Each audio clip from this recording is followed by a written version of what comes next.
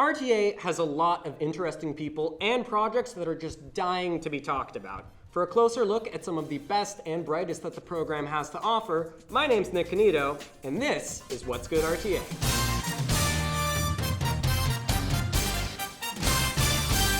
Now for today's episode, we have the mind behind Memavera here to tell us all about Blissful Ignorance. It's Anika Debroy. Hi, oh my gosh, thank you for having me here. Thank you for coming out. How you doing? Doing pretty good. I never thought I'd be, being interviewed for Blissful Ignorance. Well, we're happy to have you. Awesome. Yeah. So Anika here, she is in 4th year media production, and she's the director behind the chilling practicum short film called Blissful Ignorance. It's a gripping psychological drama. It's got sci-fi, it's got a twisted corporation and a pill that makes you forget all of your painful memories, so needless to say, it's some pretty fun stuff. How'd you come up with the pitch? So Blissful Ignorance originally was a short story that I wrote back in 11th grade. It was titled Steak and Potatoes at that time. I wrote it for our yearbook that we had for our school, but my teacher, he didn't want me to publish it because it was a little too graphic. Ooh. He said for my Catholic school yearbook, which is very fair. Completely the story's been changed. I think the only thing that is the same is a pill that erases your memory and the corporation that's called Freestone Pharmaceuticals. But the story at the heart of it, there was something so special about it to me, and I always felt sad that I could never have it in the yearbook. And for practicum, I had no idea what to do, and I just kind of sort of fell back into that story, and I was like, I need to do something with this. And I ended up creating Blissful Ignorance with it. So the idea came back to you, and now it's a short film. Yeah, which is, I always had wanted to do film. I never thought that story would somehow become a film of its own, though, and that's just what's so special about it to me. Like, it's crazy. I still have the short story on my phone on Google Drive. That is awesome. So this is a bit of a homecoming for you for this idea. What made you decide to direct it, though? I wanted to direct it, I guess, because first of all, it was such a personal story for me when it came from that short story I wrote back in 11th grade.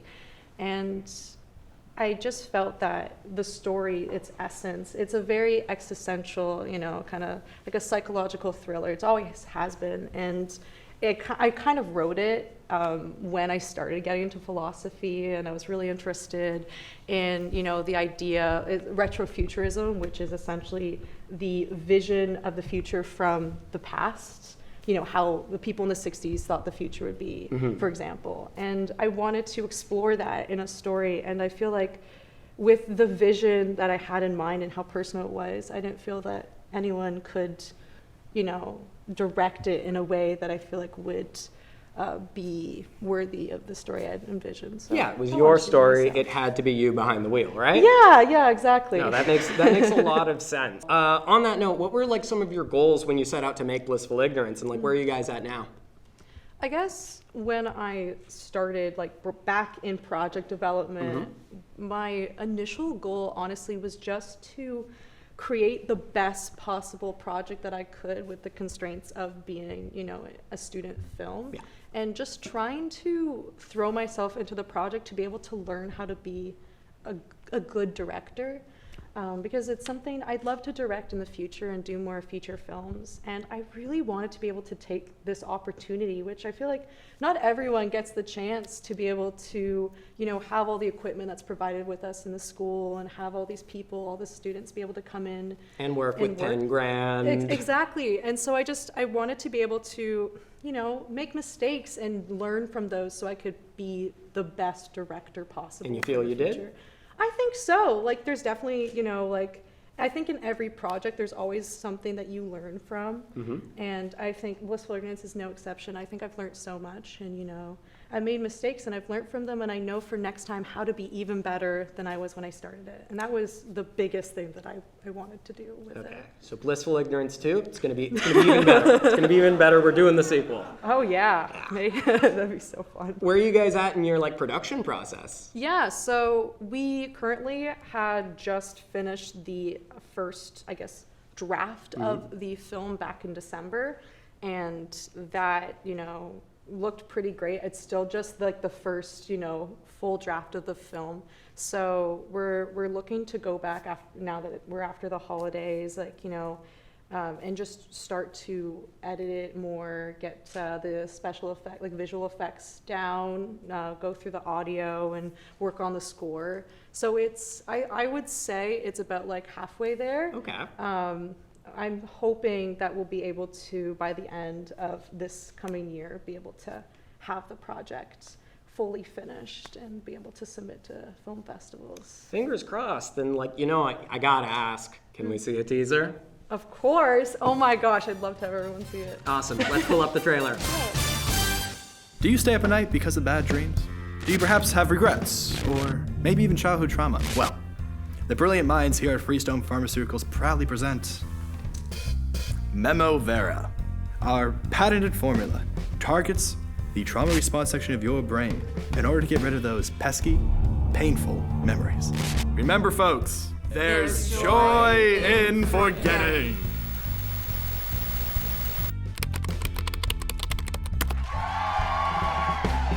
Wow, that is exciting stuff. I know. I worked so hard on that teaser. I really hope that people can see just like the love and appreciation that everyone put into it. Definitely, and that brings me to my next point. You guys were able to work with fully grown adult ACTRA actors. What was that casting process like? Yeah, honestly, I remember when we were told that we'd be able to use ACTRA, and I was like, oh my, we need to try to do this because I feel like the subject matter of the film just, all those intense themes. It necessitates adults, not university students. Yeah, exactly. I was like, I need someone who I know can bring it and can truly, because I feel like with a project like this, if you have someone who is not capable enough, it might just end up coming across as kind of cringy rather than serious. It's very easy to go from serious to cringe very quickly. Put that on a t-shirt. It's very easy to go from serious to cringe very quickly. Yeah, so I remember it took us a few months to actually get all the paperwork from ACTRA and everything to be able to get in to casting workbook to get all of our actors but once we were able to get in on there, it was honestly really neat just seeing, because casting workbook is where you can apply for actual features, TV shows. It is the place for an actor to get work.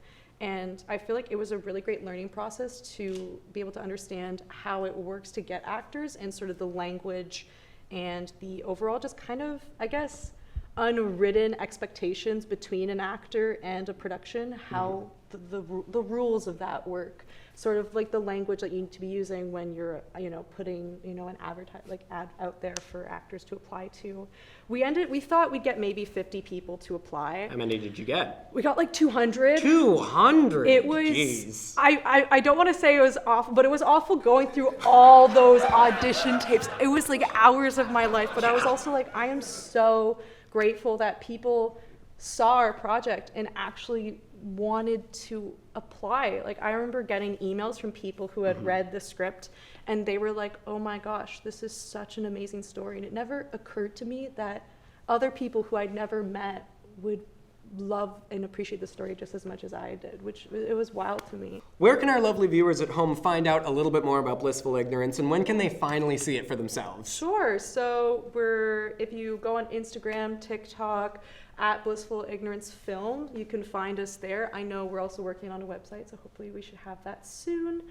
You can go on there. We'll have updates on the film, just general fun, promotional BTS. Exciting. Things like that. Yeah. And as for, when to view the film, I know we are hoping for the film to be finished being edited by, again, the spring, summer time.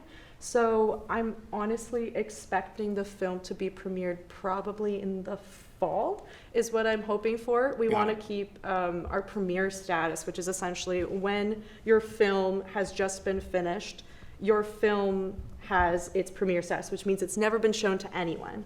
And the moment that you premiere it to a public audience, that means that you don't have the premiere status anymore. Okay, so when it's done, it's done. It's out there. Exactly. So the first time a huge group sees it, Yeah, exactly. It's done. So I want to make sure that that first premiere that we have is a special one. I'm hoping for maybe some sort of film festival or something that we can have it premiered at for the first time. Just to make it special and really show off everyone who worked on the film, because everyone's so talented and did such a good job. And I would just want to make sure that it's like in a place that is worthy for And it gets the that film. recognition that it definitely deserves. Exactly. Well, that is super exciting. When we have a little bit more information, you can definitely find out when you can see Blissful Ignorance on our social medias. It has been so nice having you on today, Anika. Thank you for coming out. Of course. No, this was actually really great. I'm happy I got to be here. Awesome, yeah. So this has been Anika Debroy of Blissful Ignorance, and now you know what's good, RTA.